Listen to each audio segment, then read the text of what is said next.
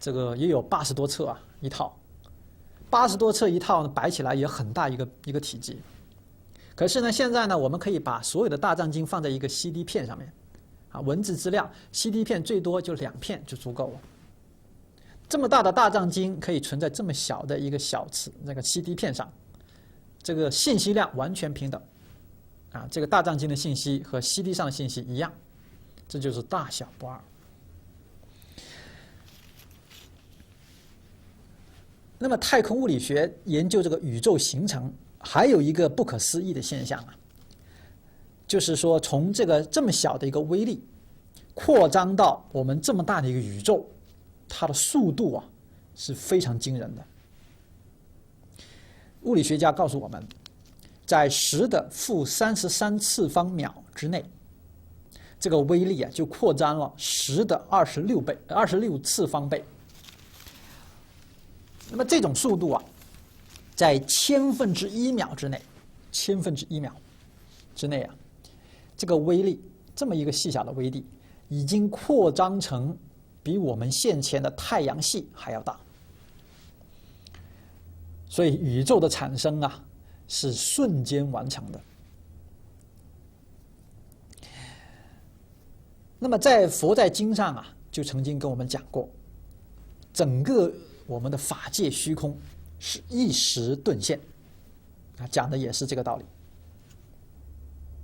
所以简而言之呢，我们的宇宙的这个创世纪啊，我们创世纪是这样子形成的，说最起初是一个空无的状态，宇宙是空，然后呢，突然呢就产生了一个微粒，这个微粒呢就在瞬间当中形成了我们这个广阔浩瀚的宇宙。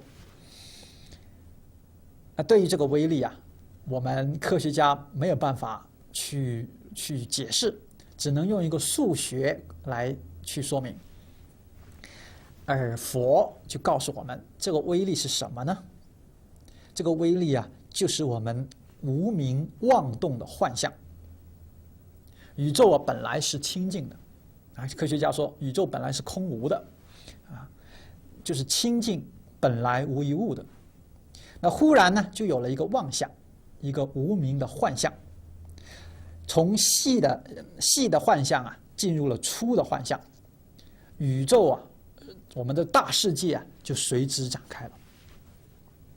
这就是大乘起信论当中所讲到的无明不觉生三系，境界为缘长六出。这里讲的就是宇宙的形成啊。所以总结来说，宇宙是本来无所有，实际呢不可得，当下毕竟空。那么最后呢，有人呢问到这个物理学家，说我们的宇宙之外啊，还有其他的宇宙，他们是什么样子的，什么是状态的？太空物理学家的这种回答呢，也可以让我们思考。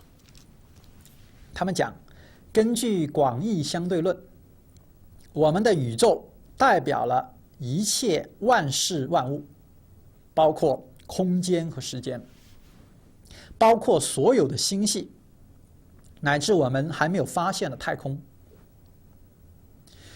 那其他的这个宇宙啊，是代表了完全不同维次的这个时空。这些其他的宇宙呢，现在和将来都是无法跟我们有物理性的直接的接触。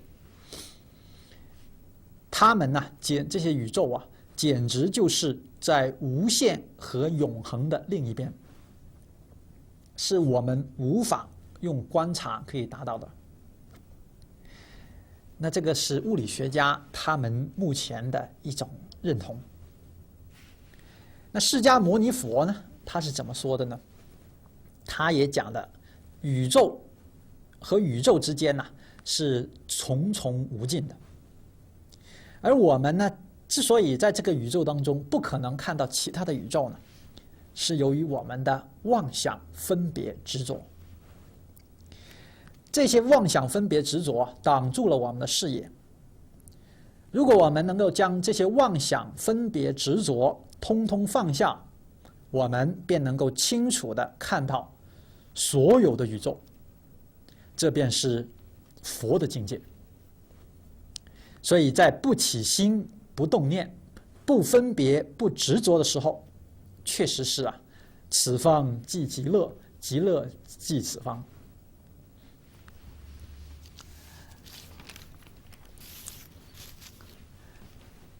那么现在呢，这个让我给各位总结一下我们今天所讨论的几个要点。第一呢，我们讲到空间和时间仅仅是人的错觉，在某种条件下呢，空间和时间都可以消失。你可以在不同的地方同时出现，而过去、现在、未来可以当下同时见到。第二点，我们谈到无中可生有，物质可以在空无中变现出来，纯能量可以转化为物质，而物质也可以转换为能量。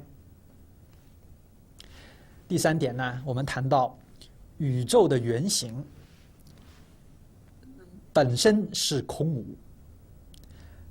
而后来在一个极微细的微粒当中产生，而这个微粒是在瞬间当中扩展为我们这个浩瀚的宇宙。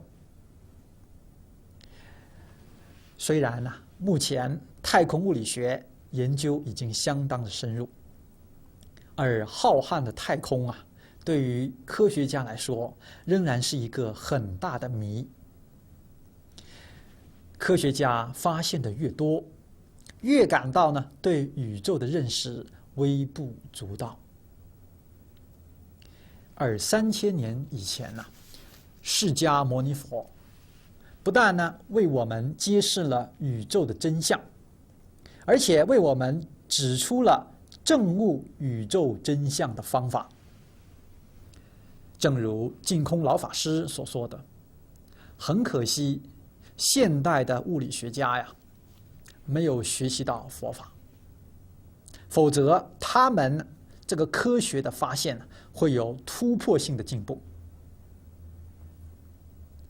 那我们深深的相信随着科学的发展，佛所说的许多宇宙人生的真相会逐步的被证明。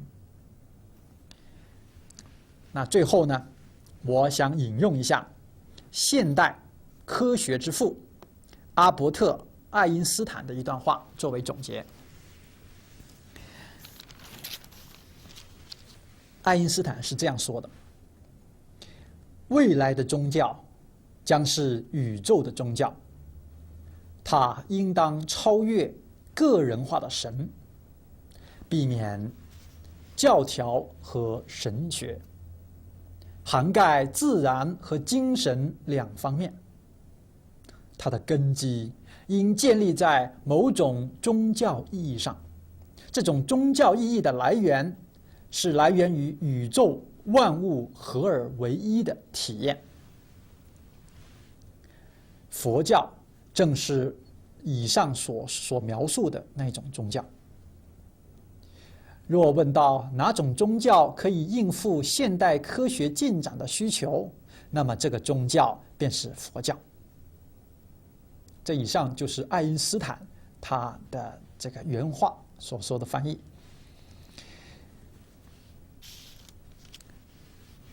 那么我今天的这个对于现代太空物理学这个所研究的这个发现的一些启示向各位就汇报到此地。那么当然呢，可能在这个汇报当中，大家听了会有更多的疑问，可是没有关系。我今天主要呢是把这个物理学家所发现的成果告诉大家，而至于如何去论证呢，确实如果大家感兴趣的话，可以去自己去搜索一下这个物理学方面的一些文献。所以再次感谢净空老法师和澳洲净宗学院给墨学安排这个报告的机会，也感谢现代物理学家他们所研究的成果，帮助我们进一步的理解宇宙的真相。由于墨学对于太空物理学和佛法的认识都十分粗浅，报告当中难免会有错漏、不妥之处，敬请各位法师大德朋友们批评指正，谢谢。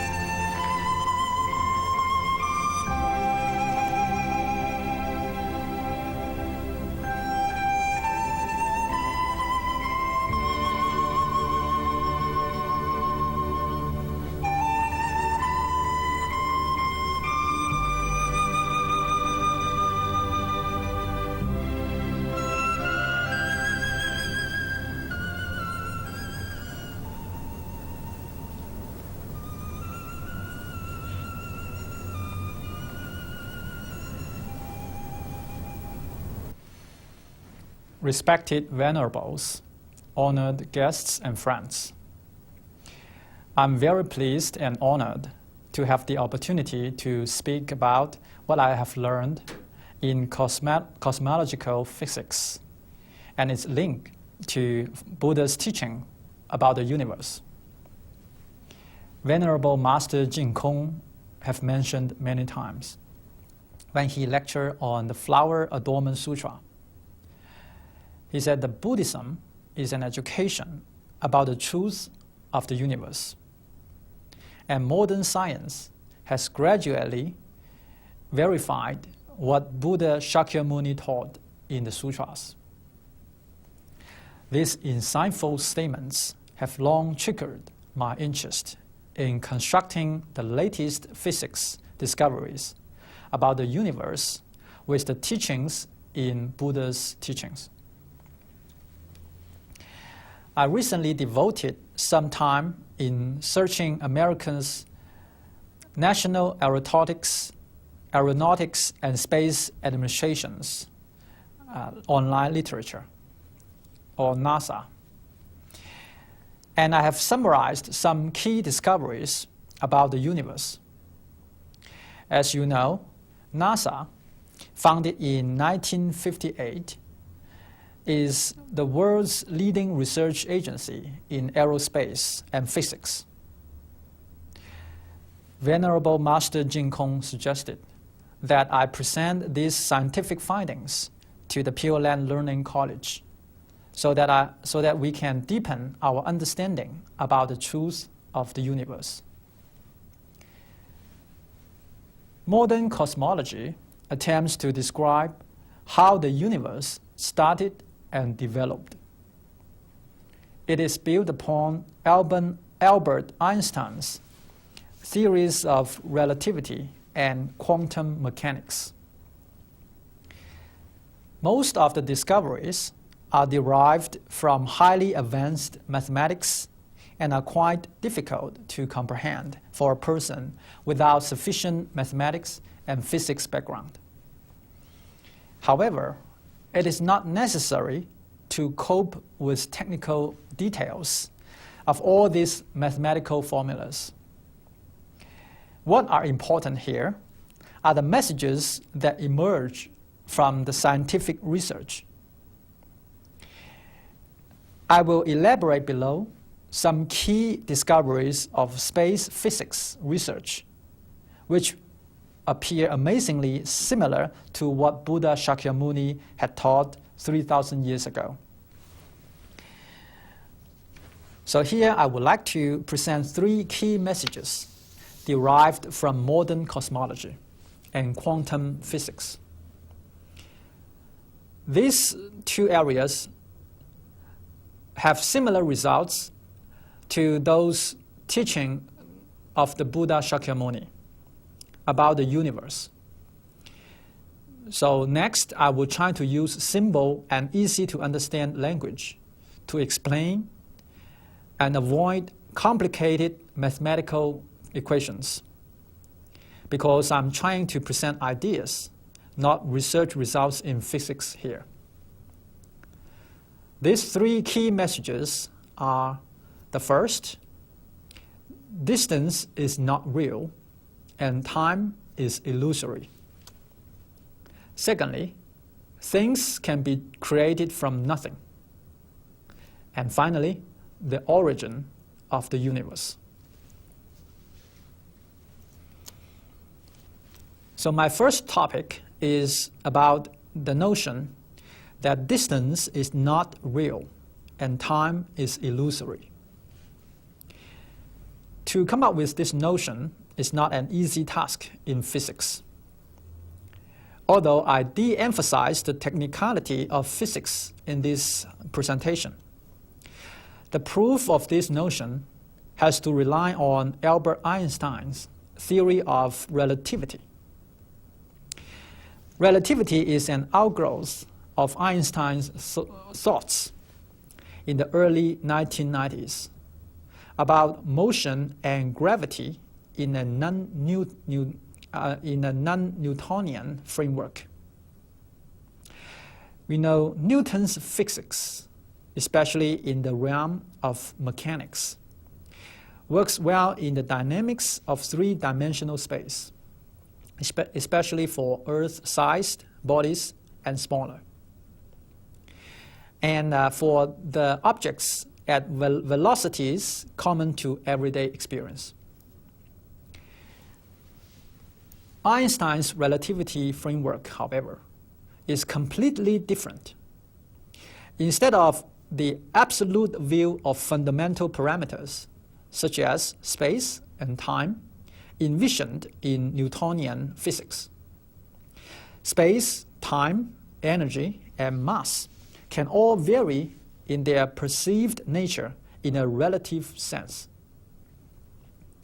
The theory completely altered the direction of modern physics and provided a solid theoretical funding for cosmic research. Einstein was therefore regarded the father of modern science.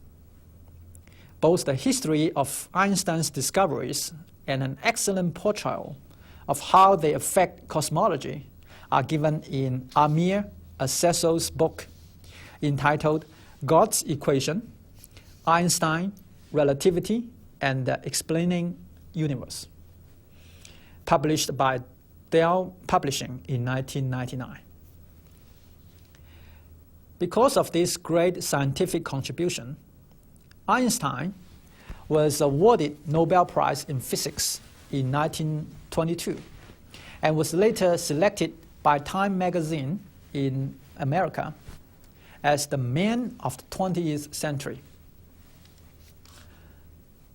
A splendid biography of him entitled Einstein, The Life and Times by Ronan Clark, published by Arvin Books in 1971, describes Einstein's contribution as a scientist and humanitarian.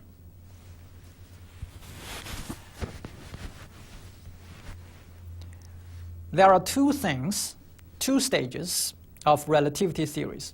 One is called special relativity, and the other is general relativity. Special relativity is applicable to objects that are traveling at uniform velocities. General relativity is concerned with the effects of accelerating velocities. His theory of special relativity was first published in a physics magazine in 1905. In the same issue of the journal, he also had significant papers on Brownian motion and on the photoelectric effect, for which he later, in 1922, was awarded Nobel Prize in Physics. Einstein, among other researchers, realized that physical properties should theoretically change by a great deal when their measurements are under conditions where the observer is traveling at high speeds relative to that of light. A simple relation between the length and speed of an object can be described in the following equation. That is, LV equals L0 times the square root of 1 minus V squared divided by C squared. Here LV is the length of the moving object, and L0 is the length of an object that is standing still. And V here is the velocity at which the object is moving. And C is the light speed, which is approximately 300,000 kilometers per second. So this equation tells us that the length of an object which is moving is a proportion to the length of this same object when it's standing still. And the proportion is square root of 1 minus V squared divided by C squared. So as we can see, if the object is moving at very high speed, say approaching the light speed, then V squared divided by C squared is going to be 1 or close to 1. So if an object is moving at the speed of light, then this thing under the square root will vanish, will be 0. Therefore, the length of the object will be also 0.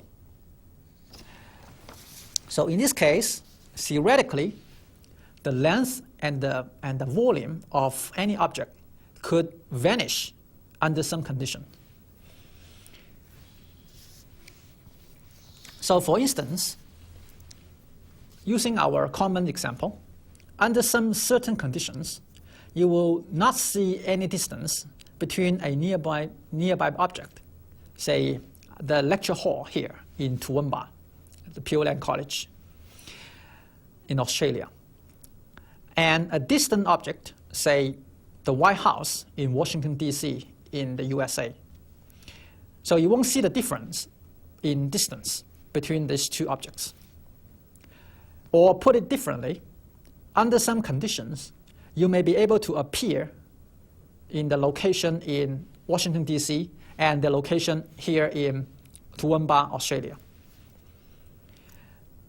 Or, in other words, you may be able to appear on the Earth and also on Mars at the same time, as the distance between the two objects, the Earth and Mars, vanishes. So Dr. Stan Aldenwald, NASA's space scientist, concludes that objects can be in many places at the same time. Therefore, distance is not real. This notion is consistent with Buddha Shakyamuni's teaching in the Infinite Life Sutra. In the sutra, Buddha said, "The Buddha does come without coming from anywhere. He lives, but without going anywhere. He was neither born, nor will he pass away. Another similar statement can be found in the practices and vows of Bodhisattva Universal Worthy of the Flower Adornment Sutra. It is said, in each of the innumerable Buddha's lands, I manifested transformation bodies as numerous as the number of fine dusts in incalculable new numbers of Buddha lands. So we can see that the Buddha and Bodhisattva Universal Worthy have the ability to appear in infinite number of worlds at the same time. This ability can now be understood by modern physics. Regarding time, the theory of relativity also provides an intriguing viewpoint. A cornerstone premise in Einstein's physics is the constancy of light speed. That is, light travels at precisely 299,792 kilometers per second, or approximately 300,000 kilometers per second. And the light speed is the highest speed an object can attain in the universe. Nothing can travel faster than light. And scientists cannot prove this assumption, but simply take it for granted. So now let's just assume this assumption is true and look at the conclusion from relativity theory. Let's first consider a simple example in our daily life. Suppose we are walking in a fast-moving chain. We feel that we are walking slowly inside the chain, but an external observer sees that we are passing by him very fast, precisely at the chain speed.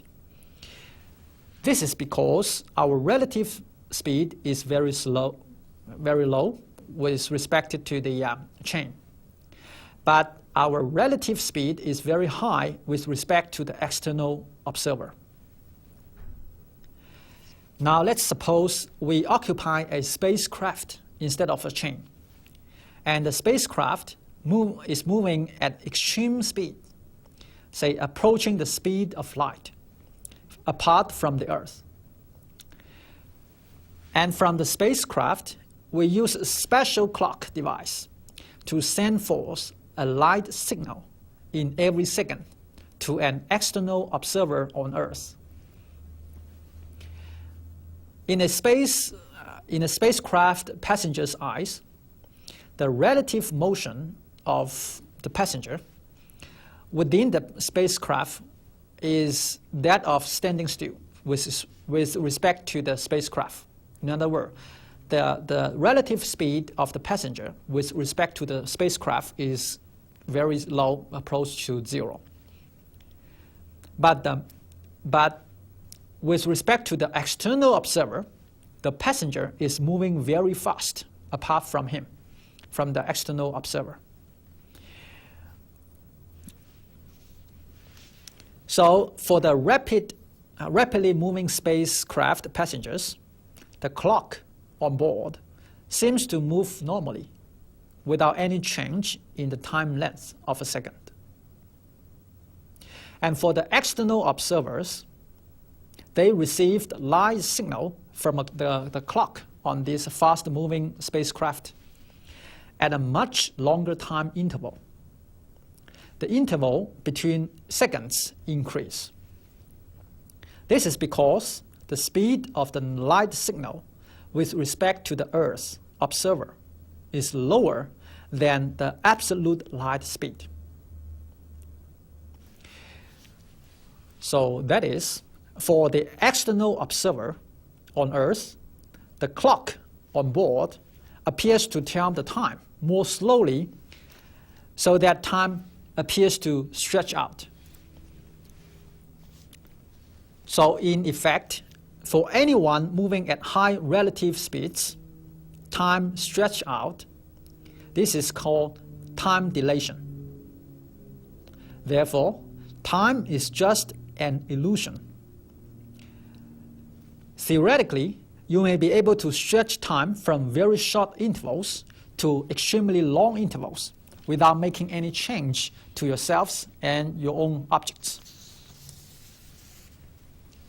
So in fact, we believe that Buddha has attained this level of ability.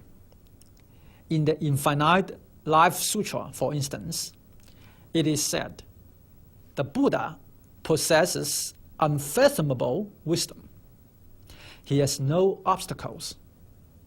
In one single instant, he can dwell in innumerable billions of eons, but his body and all sense organs do not age.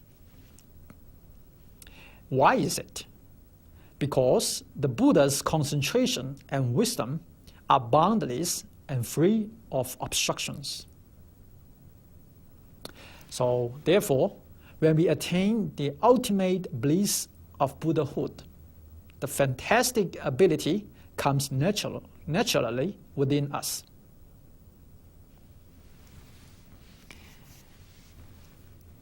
Another excellent example of the time dilation effect is best illustrated by Einstein's twin paradox. Let's say if the above-mentioned spacecraft were to return Earth after 20 years.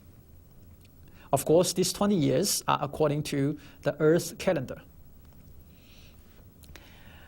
The passengers on these fast-moving spacecraft will have aged less than 20 years of the Earth's time. So let's suppose there are two twin brothers who are born on the same day. And after they were born, they were separated in this following manner. The ground twin remains on Earth, and the space twin takes a journey such as in the spacecraft that we described above. The ground twin now becomes 20 years older. And the space twin, upon return, appears to have aged, say, just 3 years, because time has shortened from 20 years to 3 years for the space twin, and his bodily functions in aging have proceeded more slowly. Let's take a step further. Theoretically, the space traveler sees his return as a step into the future, from 3 years old to 20 years old. And on the other hand, if time can be shortened to a 0 and then to a negative value, then the traveler, the spacecraft traveler, can somehow move backward in time from now to the present, from now to the past. So we believe this could be true, and in Sutra, we know that Buddhas and Bodhisattvas are able to actually enter the infinite past or enter the infinite future at one single moment. As Bodhisattva Universal Worthy says in the Flower Adornment Sutra, he said, I can clearly behold the state of the future and combine all coming eons into one instantaneous thought. I can also penetrate all the eons of the past, the present, and the future at one single instant. To further illustrate this point, I want to cite an example from Buddhism literature, which is analogous to Einstein's twin brother paradox. Say there are, in the Buddha's sutra, it is said there are 3 brothers who practiced very hard in order to be reborn in the heaven and follow Bodhisattva Mila's teaching over there. These 3 brothers all promised to each other, whoever went to the heaven first should come back to notify the other two brothers on the ground. So after some years, one brother went to the heaven and never returned. Then a few years later, the second brother went to the heaven and then 3 years later returned to see his third brother on ground. The third brother asked him, "Why you took so long to return?" The second brother denied. He said, "No, I have been in the heaven for only a few moments. As soon as I pay my respect to Bodhisattva Miller, I return to see you. But when I come back, 3 years have passed on the ground." So from this example, we know that there is a big time dilation effect between the ground and the heaven.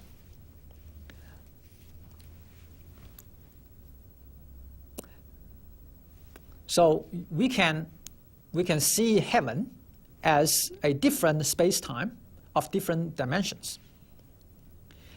In summary, space and time are varying and illusory phenomena.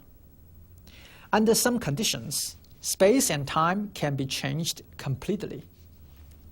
Indeed, the recent discovery of the black holes demonstrates this notion. According to NASA space scientists, space and time can reverse themselves in a black hole. This means that space becomes time-like, and time becomes space-like. What we call time does change to something with the mathematical properties we have normally associated with space, and vice versa.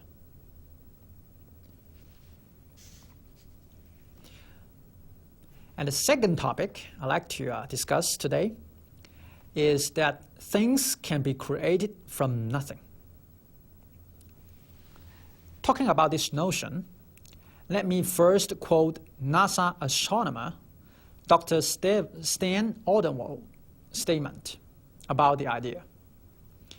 He said, "Nature has over the years presented to us with many physical situations where our intuition about how things ought to behave has been shown to be absolutely false.